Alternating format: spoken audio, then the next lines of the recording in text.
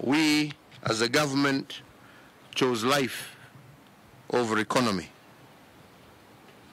The logic here, and has been for the last 1 year, was that you can always revive an economy, but you cannot revive a lost life. If you take care of the people, they will take care eventually and revive our economy. Last year, fellow Kenyans, the Kenyan economy was projected to grow by 6.2%, but it only grew by 0.6% because of the COVID-19 pandemic. This, fellow Kenyans, translates to a loss of approximately 560 billion Kenya shillings of GDP arising from the resultant economic downturn. And this is the price we had to pay in 2020 for the bold decisions that we made to contain this economic freefall. The profit we made as a nation from this swift action was the prevention of an average of 2,000 deaths per day and 1 million infections by Christmas of 2020. The opportunity cost of saving these lives was therefore the foregoing of Kenya shillings 560 billion of GDP in order to preserve life. And I personally believe that it was worth every single cent. In fact, data the world over indicates that our 0.6% growth rate and loss in GDP was an acceptable economic reality under COVID. If our economy grew by plus 0.6%, the global economy declined to negative 3.5%. That of the euro area alone, which is our main trading partner, shrunk to negative 7.2%, and the United Kingdom shrunk by negative 10%. And most of sub-Saharan African economies also shrunk by 2.6%.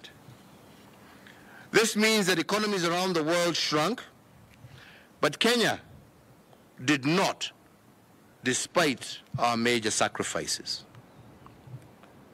Fellow Kenyans, further projections indicate that in spite of the COVID plunge, our economy is likely to bounce back and grow by approximately 7% in the year 2021.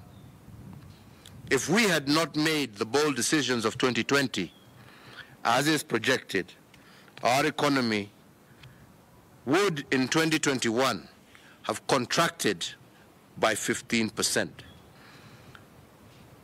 Fellow Kenyans, the issue before us this Friday, the 12th of March 2021, is that of degrees of de-escalation. How much of the country should we open up, and how much should we keep shut?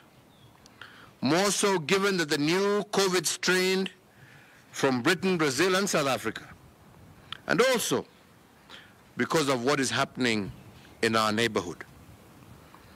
And because in the past, our policy decisions have been guided by science, data, and evidence, we will continue to be guided by the scientific evidence. Empirical evidence over the last 1 year shows us that when we escalate measures, levels of community infections and positivity rates go down. When we escalated measures in July of 2020, the positivity rate fell from 13% in June to 4% in September.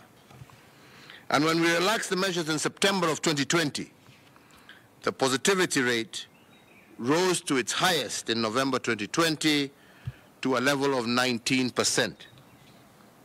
If decision-making follows data and sound policy actions speak to science, what does this pattern tell us? In January of this year, the positivity rate was at 2%, partly because of civic duty and responsibility of citizens. But by March of this year, our current month, it has climbed once again back up to 13%, and unfortunately, it is still rising. What does this trend invite from a government that embraces science and evidence?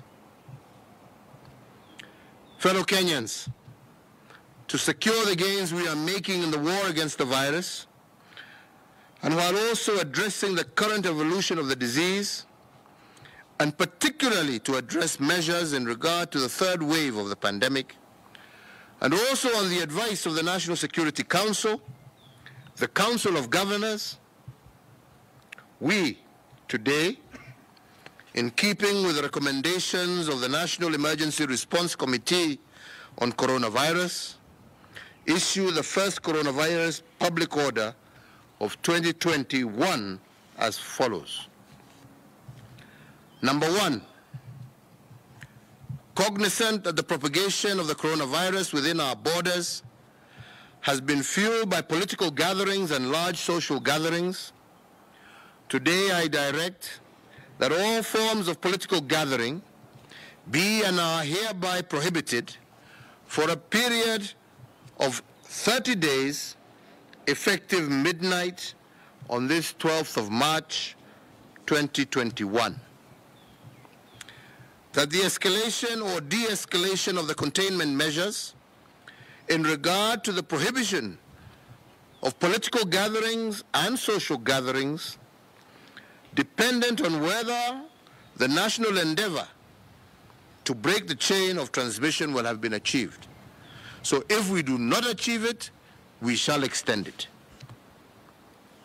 Number three, to secure the implementation of the order on public gatherings and public ceremonies, I hereby further direct the National Government Administration officers, jointly with the National Police Service and county government enforcement officers, to strictly enforce this public order, regardless of the social status, political status of conveners of such political gatherings or social gatherings.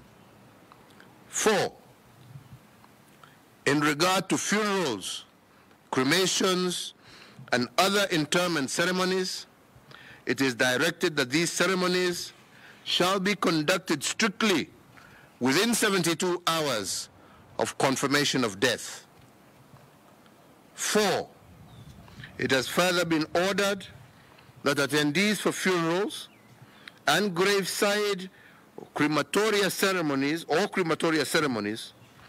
shall be limited to the immediate family of the deceased, with a number capped at no more than 100 persons.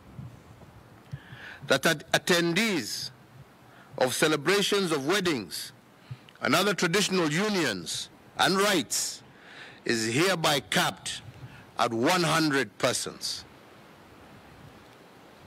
7, there shall continue to be strict maintenance and enforcement of public social health measures, including regular washing of hands with soap and water, or use of sanitizers, physical and social distancing in all public areas.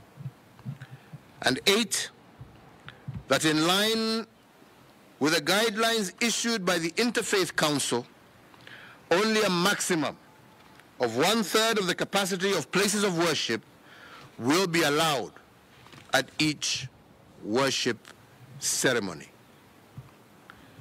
The Ministry of Health, working closely with the National Government Administration officers, are also directed to enhance and strictly enforce border health security, with a greater emphasis on informal entry points, as the country remains at risk of the importation of new variants of the COVID-19. The Ministry of Health shall strengthen the existing COVID-19 genomic surveillance so as to monitor the circulating strains in the country for the purpose of informing policy decisions as well as public health interventions. 11, that all isolation facilities in the country must be maintained at a high state of preparedness through continuous capacity building and provisions of adequate PPEs for healthcare workers, supported by the continuous implementation of infection prevention and control measures. And 12, the county governments shall also enhance investment in piped and portable oxygen to isolation and critical care treatment facilities for the management of severe cases.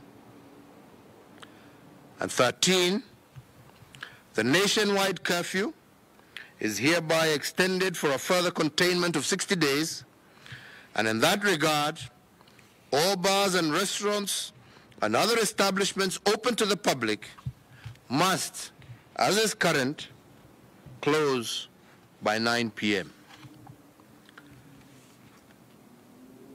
14, to provide business continuity during the containment period, exemption on the application of curfew is hereby granted to essential service providers, factories working on 2 shifts, construction sites. All these are allowed to operate their night shifts. 15, to secure the implementation of the revised containment measures and to ensure effective enforcement of the same, today, in conjunction with my colleagues from the county governments, we have established an intergovernmental coordination framework in each of the nation's 47 counties. The county's intergovernmental committee will be co-chaired by the respective county governors and county commissioners and feature representatives of the county security teams, the county health chiefs, and the county government enforcement units. The county's intergovernmental committee shall be convened at least once every week to assess the county's specific compliance levels. 18, the Cabinet Secretary for Transport, jointly with the Cabinet Secretary for Health, are directed to develop revised protocols for public transport in consultation with all stakeholders in the transport sector. Fellow Kenyans, as I conclude, let me leave you with 2 thoughts. 1, Kenya is entering a critical phase in the management and control of the pandemic. With the arrival currently of World Health Organization pre-qualified COVID-19 vaccines, this vaccine has been tested, and our own medical experts are persuaded that it is that its safety profile is bankable.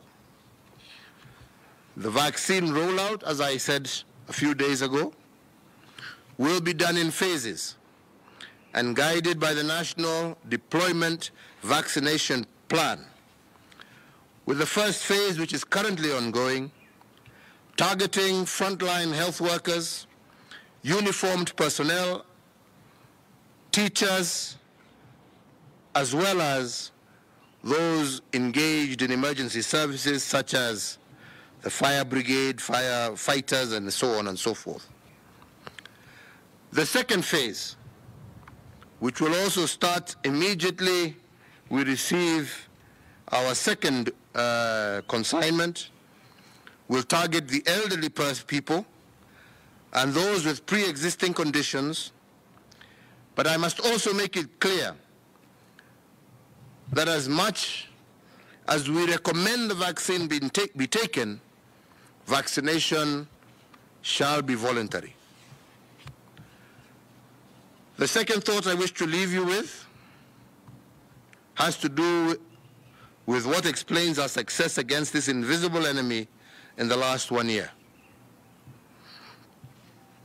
Fellow Kenyans, subconsciously, we have developed a culture of civic duty and responsibility. The culture of minding yourself and becoming your brother's keeper is getting entrenched as a norm and practice under COVID conditions. And this culture of civic responsibility may explain in part the drop of COVID positivity rate from 19% in November 2020 to 2% in January of this year. I must remind you that government will do its part to protect Kenyans, but the first line of defense against this invisible enemy is the people. If we exercise civic responsibility and act as our brothers' keepers, we will have won half the battle against this pandemic. Finally, I know our students who will be sitting for their national examinations in the coming week are busy preparing. Let me say, both as a father and as your president, I know you have arrived at the examination desk following a road marred by many challenges that have not been faced by others before you. Sitting for your examinations after having been out of class for almost a year, I want you to know that the entire country and I are rooting for you. To our grade 4, to our class 8, to our Form 4 candidates, I convey my best wishes to you all, and I pray that your efforts will indeed bear bountiful harvest. May God bless you, and may God bless Kenya.